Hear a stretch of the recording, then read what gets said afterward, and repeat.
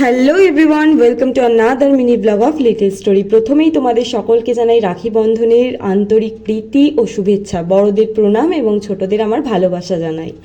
আমি জানি আমরা একটা খুব কঠিন সময়, খুব কঠিন পরিস্থিতির মধ্যে দিয়ে যাচ্ছি, কিন্তু সাধারণ জীবনে যে সাধারণ নিয়মকানুনগুলো সেগুলো তো আমাদের পালন করতেই হয়। তাই জন্য এবারে রাখি বন্ধনের উৎসবটা খুব বড় করে করলাম না, খুব ঘরোয়াভাবে ছোট করেই পালন করলাম এবারে রাখি বন্ধনের উৎসবটা। প্রথমেই পরিয়ে নিলাম আমাদের বাড়ির গোপালকে রাখি, তারপরে আমাদের ভাই যে আর এখন আমাদের মধ্যে নেই, ওকে আমরা ছোট্টবেলা থেকে রাখি পরিয়ে আসছি, তাই এবছরও কিছু ব্যতিক্রম নয় অন্য বছরের থেকে।